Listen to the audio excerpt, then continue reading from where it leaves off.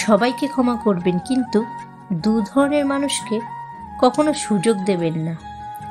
এক, যারা double face, যারা বিভিন্ন জায়গায় কথা লাগিয়ে বেড়ায় আর নিজেকে ভালো রাখার জন্য সবার সাথে প্রচুর পলিটিক্স করতে থাকে। দুই, যারা দরকার পড়লেই আপনার সাথে মিষ্টি মিষ্টি কথা বলে যুক্ত হয়ে স্বার্থ সারে, তারপর দরকার শেষে আপনাকে ছুঁড়ে ফেলে দেয় এবং আগের রূপ ধারণ করে। তাই লাইফে ভালো থাকতে হলে এই মানুষগুলোকে জীবন থেকে সরিয়ে দিন, অনেক শান্তিতে থাকবেন। আপনাকে নিয়ে কে কি বলছে সেসব ভাবার দরকার নেই, নিজেকে নিয়ে ভাবুন। দেখবেন প্রতিষ্ঠিত হতে পারলে অপছন্দ করা মানুষেরাও ছুটে এসে বুকে জড়িয়ে ধরবে। যারা সুযোগ পেলেই আপনার দুর্বল পয়েন্টে আঘাত করার চেষ্টা করে, তারা আর যাই হোক কখনো আপনার বন্ধু হতে পারে না। কেউ ঠকিয়ে মানসিক অশান্তিতে নিজের বিবেকের কাছে ভালো থাকতে পারে না, আবার কেউ ঠকে গিয়ে বিশ্বাসের কাছে পরাজিত হয়ে ভালো থাকতে পারে না। বেলা শেষে ঠকে যাওয়া আর ঠকানো উভয়ের কারোই ভালো থাকা হয় না। দিনের শেষে ভালো থাকতে চাইলে নিজেকে ভালো রাখার দায়িত্ব নিজের কাঁধেই তুলে নিন। অন্যকে ভালোবাসার আগে নিজেকে ভালোবাসুন, অন্যকে ভালো রাখার আগে নিজেকে ভালো রাখুন। অন্যের কাছে প্রত্যাশা করা ছেড়ে দিন। ব্যাস, আর কি চাই? কিচ্ছু চাই না। দেখবেন ভালো থাকাটা অনেকটা সহজ হয়ে গেছে, আর কখনো ভালো না থাকার রোগে ভুগবেন না।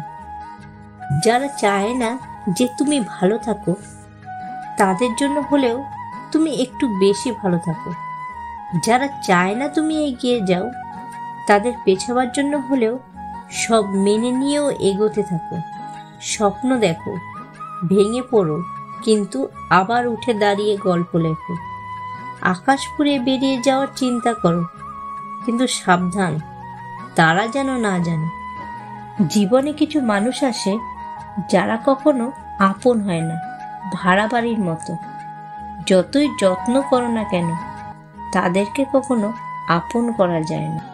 সম্পর্ক ভালো রাখার দায়িত্ব দুজনকেই নিতে হয়, নয়তো সম্পর্কের টানাপোড়েন চলতে থাকলে একসময় সেই সম্পর্ক ভেঙে যায়। যদি স্বামী হয়ে সবসময় নিজের স্ত্রীকে তুই বলে ডেকে ছোট করেন আর ভাবেন স্ত্রীকে ছোট করলেই আপনি বড় হবেন, তবে জেনে রাখুন আপনার মতো বোকা পুরুষ বা স্বামী পৃথিবীতে আর একটাও নেই। রাজপ্রাসাদ বানিয়ে যদি মজবুত দরজাই না লাগান, তবে সেই রাজপ্রাসাদ আর কুঁড়ে ঘরের মধ্যে তফাৎ কোথায়? সেরকমই ঘরের বউ মূল্যহীন হলে প্রকৃতপক্ষে আপনারই কোনো মূল্য থাকে না। তাই স্ত্রীকে তার প্রাপ্য সম্মানটুকু দেওয়ার চেষ্টা করুন। বড় ছোটর প্রতিযোগিতা না করে একে অন্যের পরিপূরক হয়ে বাঁচুন, জীবন অনেক সুন্দর হবে।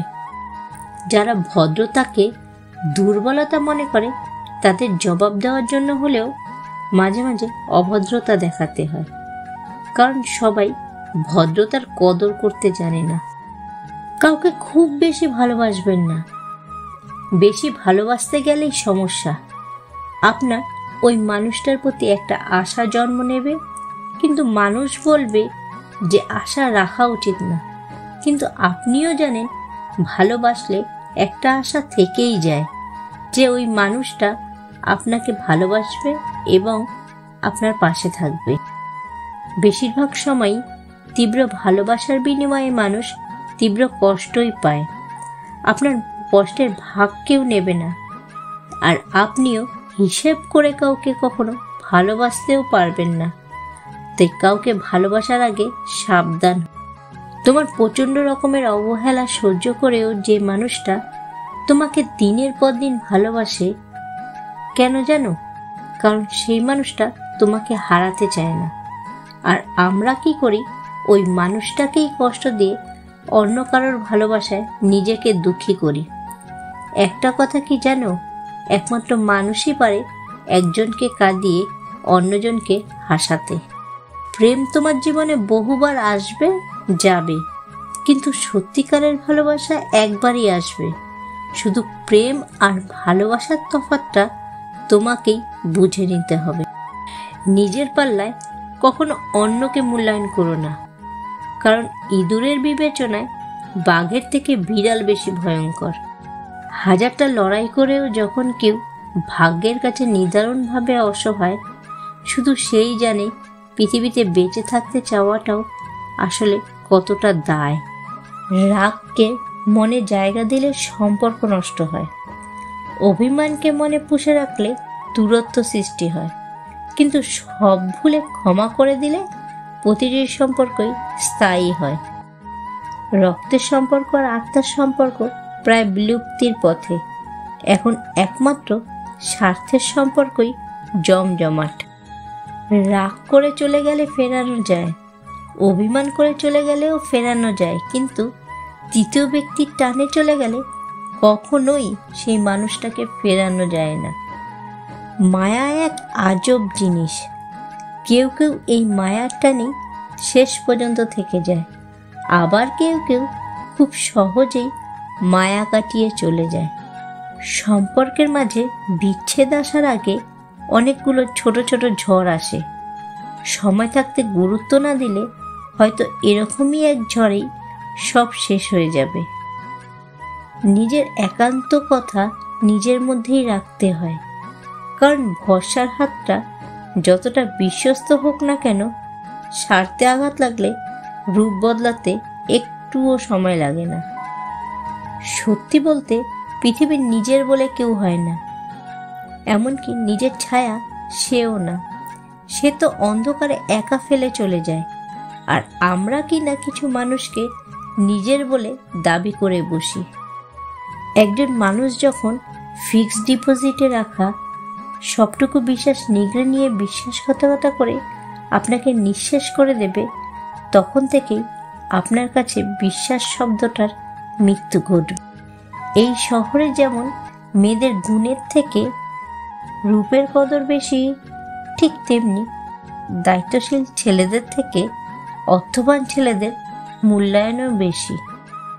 রাগ, অভিমান, অভিযোগ কিংবা ভালোবাসা সবটাই সংবরণ করতে শিখুন।